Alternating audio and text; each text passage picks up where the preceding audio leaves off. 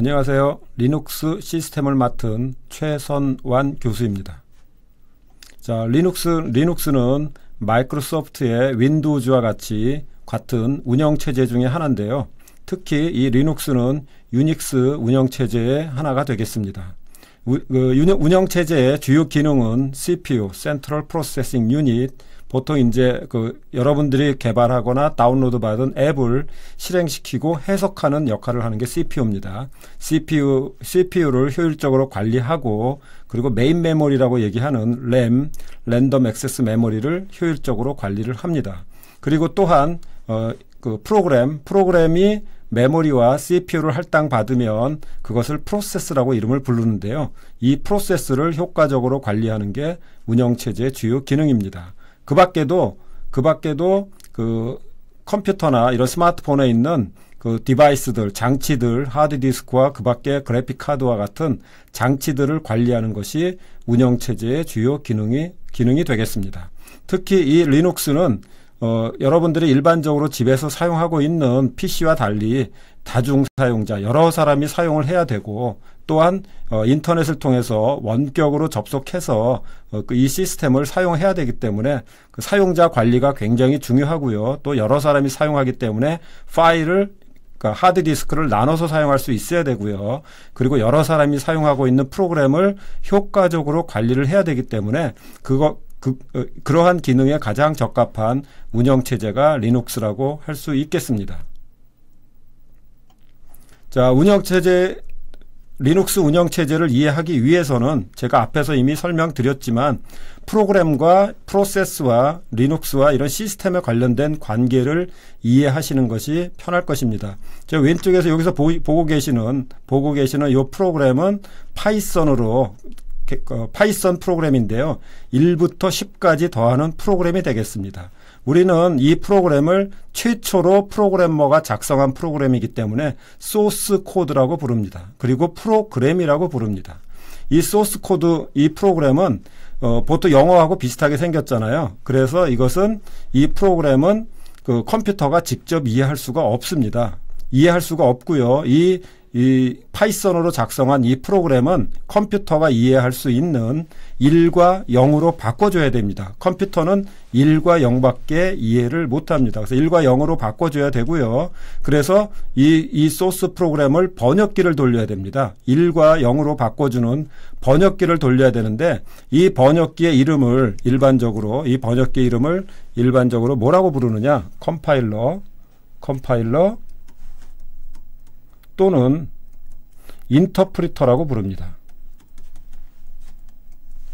그래서 이러한 컴파일러와 인터프리터를 통해서 0과 1로 바꾸어줘야 됩니다. 하지만 이러한 컴퓨터 프로그래밍 언어는 단어와 문법에 맞게 올바르게 문장이 구성되어야 실행될 수 있기 때문에 이 번역기는 단어와 문법 검사를 합니다. 단어와 문법 검사를 하고요. 그리고 만일에 단어와 문법이 틀렸다면 프로그래머에게 다시 오류를 정정하라고 요청을 합니다.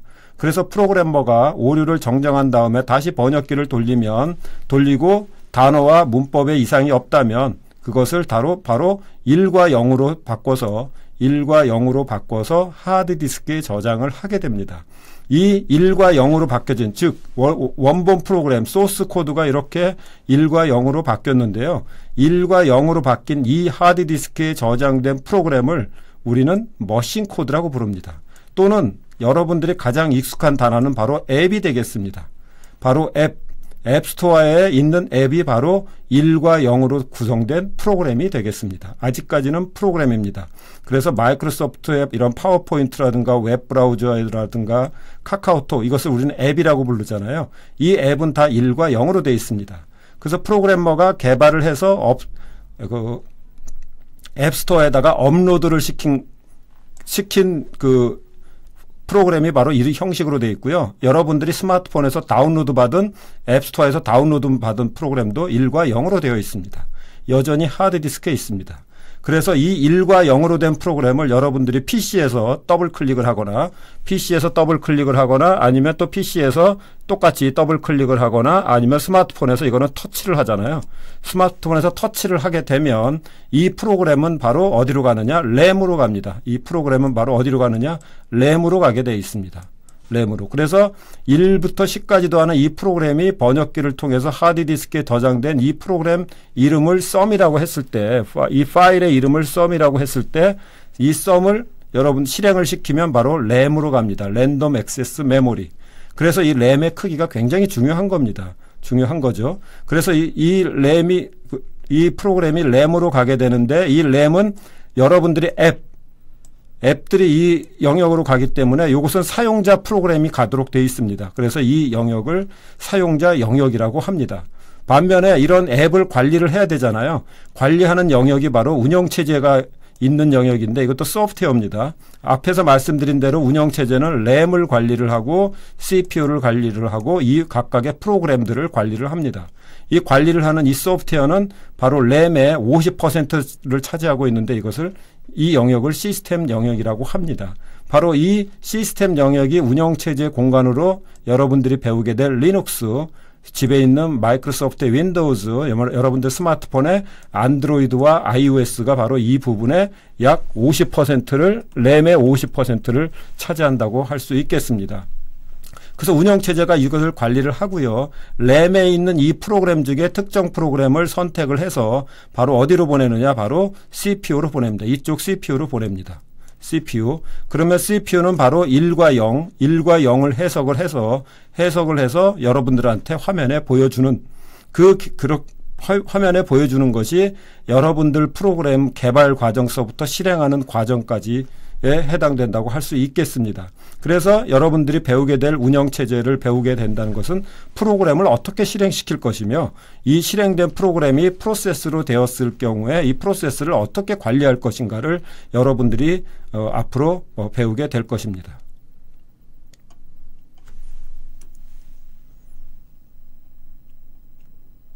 자, 그래서 이번 학기에 배울 내용은 다음과 같습니다.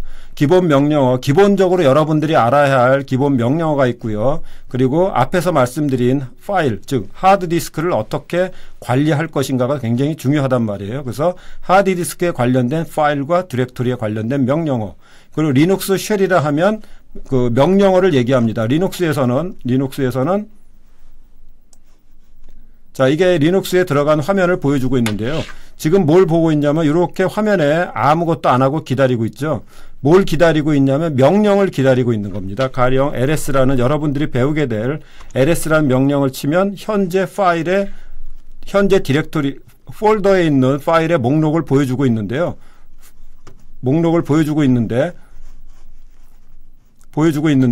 이렇게 요 명령을 지금도 뭔가를 기다리고 있죠. 요 명령을 기다리는 프로그램, 그 프로그램을 뭐라고 얘기하냐면 프로그램을 쉘이라고 얘기를 합니다. 쉘. 그래서 이 쉘에 대해서 배우게 되고요. 앞서 말씀드린 대로 프로세스를 알아보고 프로세스를 내가 관리할 수 있도록 하는 명령을 배우게 됩니다. 그리고 기본적인 인터넷 접속에 관련된 명령을 배우고요.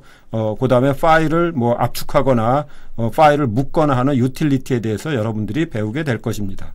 그리고 앞서 말씀드린 대로 프로그래머가 리눅스 운영체제에서 프로그램을 해야 되기 때문에 프로그래밍 환경에 대해서도 프로그래밍 개발 환경과 그 다음에 디버깅 환경에 대해서도 배우게 될 것입니다. 그리고 마지막으로 여러분들이 배우게 될 이 수업은 기본적으로는 관리자 모드와 사용자 모드가 있다면 사용자 모드의 대부분에 관련된 명령어를 배우게 됩니다. 관리자 모드로 배우게 되면 좀 더 고급 리눅스 운영체제 과목에서 배울 수 있을 것입니다. 그래서 기본적인 관리자로서 수행해야 할 내용들에 대해서 간략하게 배우도록 하겠습니다. 자, 기본 명령어는 아주 다음과 같습니다. 간략하게 여러분들이 배우게 될 기본 명령어에 대해서 한번 살펴보도록 하죠.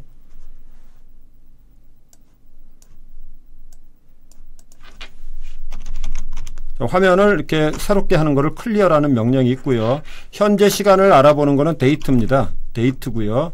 그 다음에 이 컴퓨터의 이름을 알아보는 거는 호스트 네임입니다. 그래서 이 원격으로 들어간 컴퓨터는 ic.안양.ac.kr이라는 것을 알 수가 있습니다. 그 다음에 이 컴퓨터의 운영체제 이름을 알 수 있는 거는 uname이고요.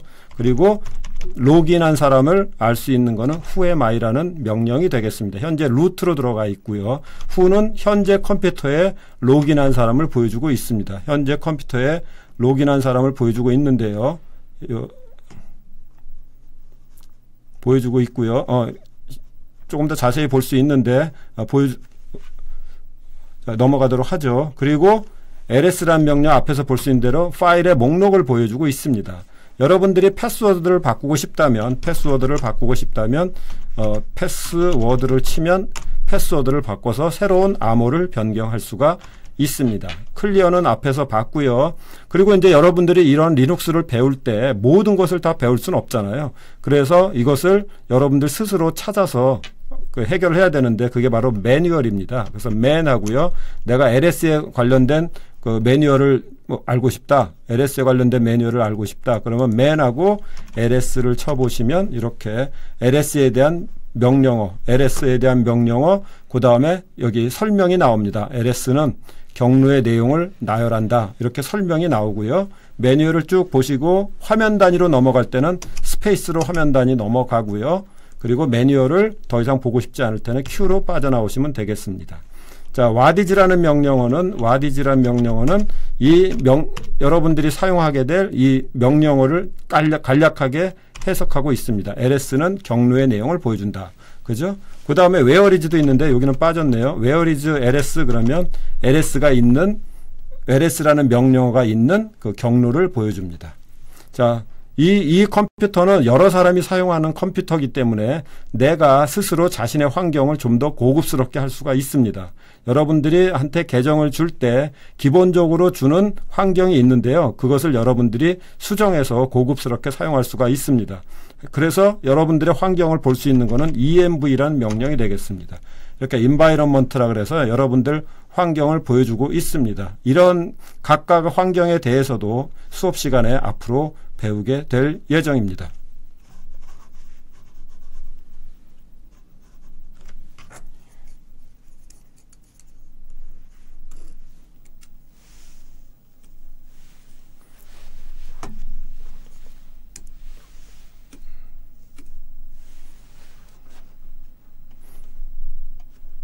자, 첫 번째로 아까 앞에서 말씀드린 대로 기본 명령어에 대해서 봤고요. 두 번째는 파일과 디렉토리입니다. 자, 리눅스에서는 여러분들이 알고 있는 폴더를 디렉토리라고 부릅니다. 디렉토리. 그리고 파일은 다양한 종류가 있는데요.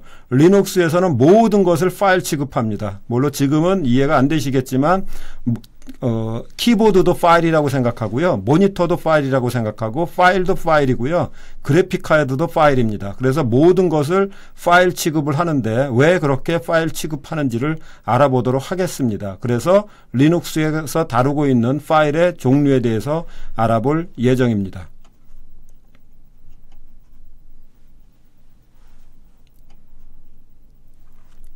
자, 리눅스에서는 최상위 경로를 루트라 그러거든요. 루트 디렉토리로부터 루트라고 얘기하는데요. 루트 디렉토리로부터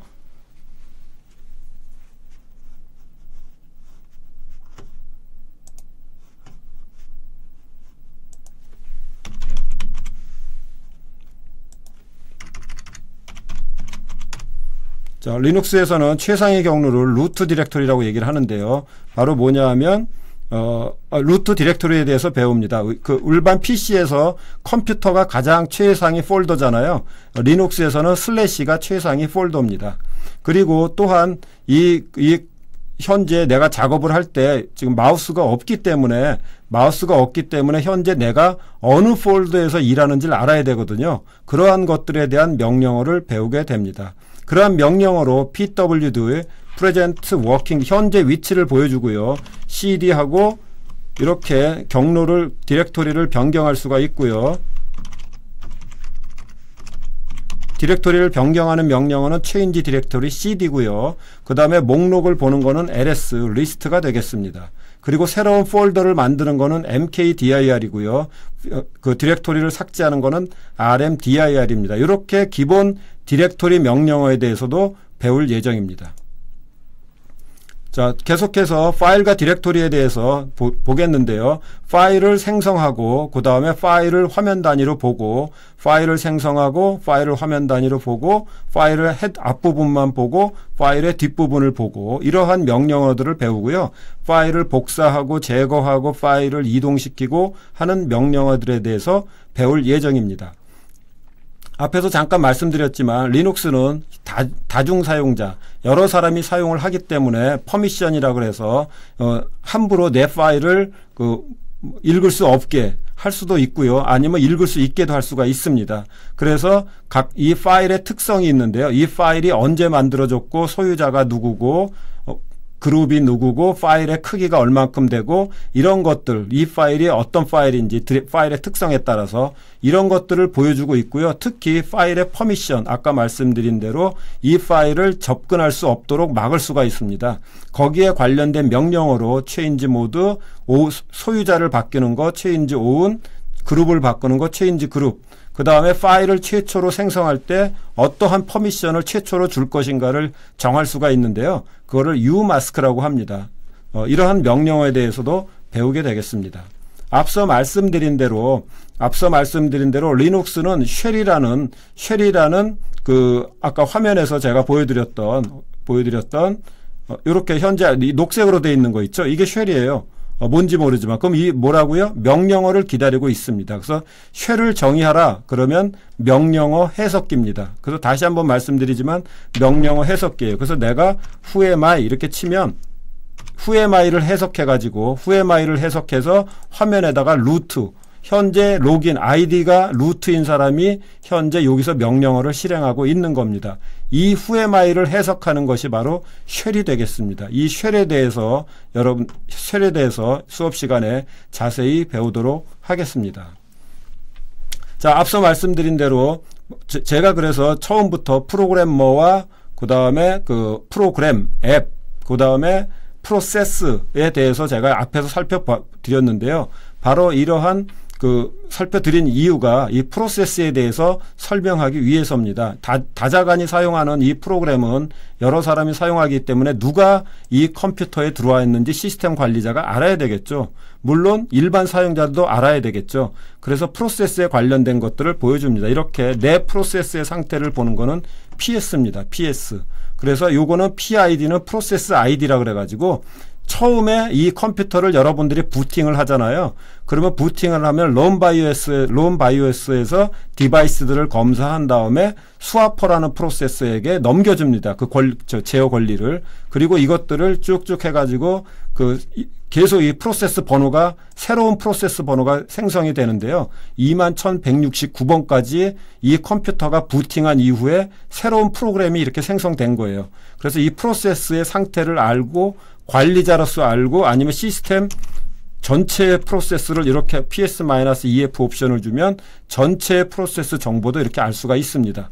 그래서 이러한 것들, 프로세스에 관련된 것들, 그리고 특정 프로세스를 내가 죽일 수가 있고요. kill이라는 명령어인데요. 그리고 이 프로세스를 뒤에서 백그라운드 작업이라고 하는데 뒤에서 작업도 할 수가 있습니다. 슬립 1000 그러면 이렇게 멈춰져 있거든요.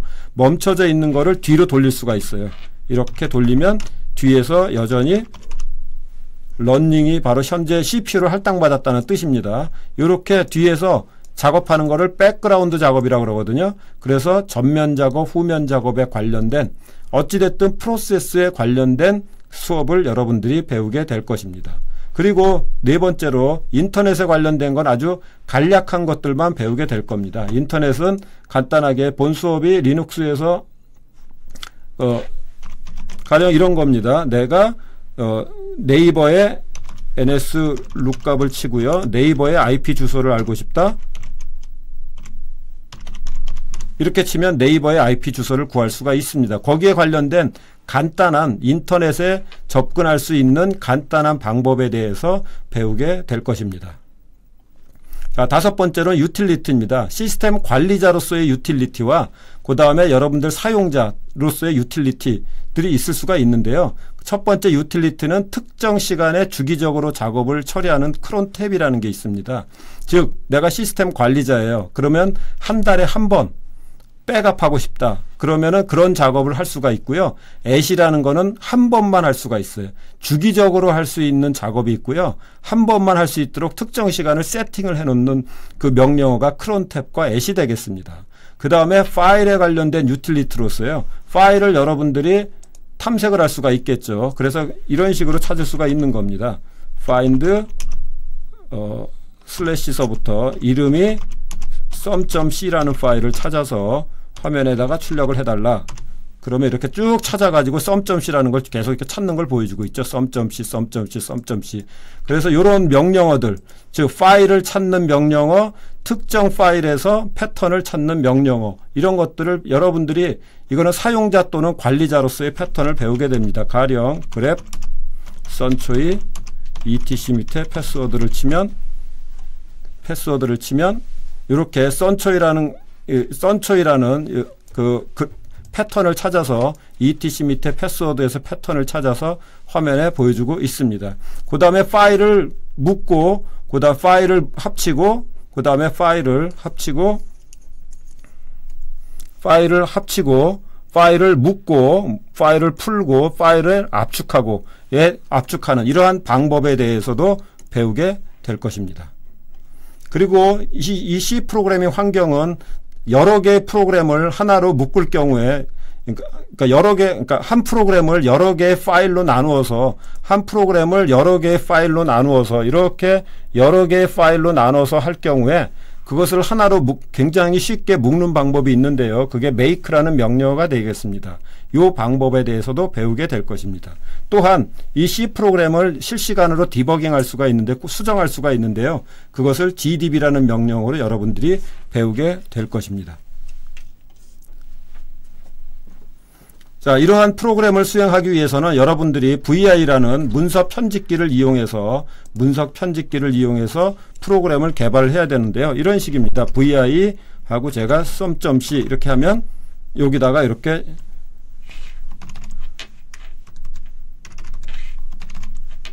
VI 하고 hello.c 하면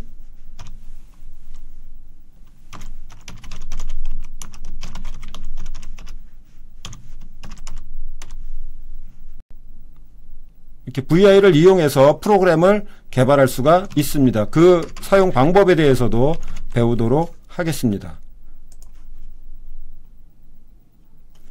자, 마지막으로 관리자 모드로서 기본적으로 알아야 할 사항에 대해서 배우겠습니다. 본 수업에서 배우는 관리자 모드는 굉장히 간단한 부분입니다. 그래서 가령 이렇게 파일 시스템을 보고 싶다. 그러면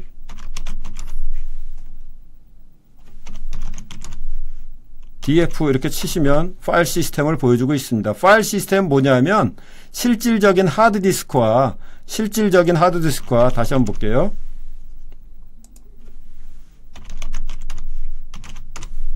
여기 있는 실질적인 하드디스크와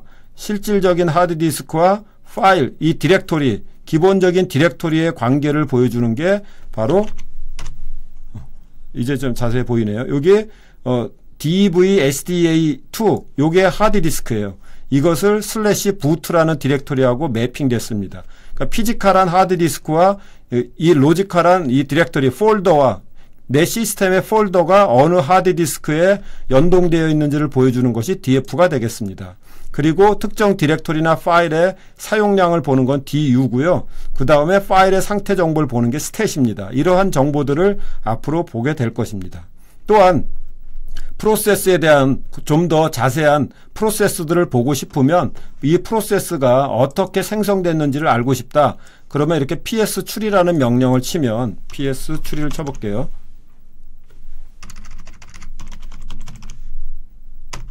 ps 추리를 치시면 이렇게 프로세스가 어떻게 생성되었는지를 그 관계를 보여주고 있습니다. 또한 이 컴퓨터에 들어온 사람들을 누군지를 알 수 있는 게 who라는 게 있는데 W라는 걸 이용해서 이렇게 좀 더 상세하게 어느 인터넷에서 IP 주소 어디서 이 컴퓨터에 로그인했는지를 알면 관리자로서 그 관리가 나중에 누가 해킹 당했을 경우에 찾기가 쉽잖아요. 그래서 이렇게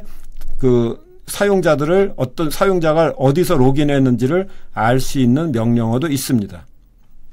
자, 마지막으로 관리자 모드에서 할 수 있는 게 사용자를 추가하고 삭제하고 그렇고 어떻게 부팅이 되는지를 배우게 될 것이고요. 그리고 각각의 이게 이제 서버 컴퓨터로 사용을 하니까 다양한 그 서버를 제공을 할 것입니다. 서버 프로그램을 가령 웹 서버라든가 이런 것들이요. 그래서 그런 것들을 관리하는 방법 시스템 CTL이란 명령어에 대해서도 배울 것입니다. 그리고 마지막으로 이제 이 리눅스에 이제 새로운 패키지들 소프트웨어를 설치해야 되잖아요. 두 가지 방법이 있는데 RPM과 YUM이 있습니다.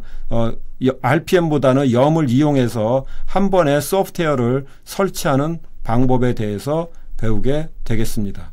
다시 한번 마지막으로 정리를 해드리면 본 수업에서는 기본 명령어, 파일과 디렉토리에 관련된 명령어, 쉘이란 무엇인가, 그 다음에 프로세스를 생성하고 프로세스를 삭제하고 프로세스를 볼 수 있고 인터넷으로 이제 리모트에 접속을 하거나 리모트에 파일을 보내거나 아니면 인터넷 주소를 알아내는 방법, 그리고 시스템 관리자로서 특정 작업을 특정 시간에 하도록 하고 파일을 찾고 파일을 압축하고 파일을 묶고 하는 유틸리티에 대해서 배우게 되겠습니다. 또한 C 프로그래밍이 가능하도록 하는 Make라는 그 좀 좋아진 툴과 GDB라는 디버거 프로그램에 대해서 배우게 되겠습니다. 마지막으로 관리자 모드로서 반드시 알아야 할 파일 시스템, 프로세스 관리, 그 다음에 소프트웨어 설치, 서비스 관리에 대한 내용을 배우도록 하겠습니다.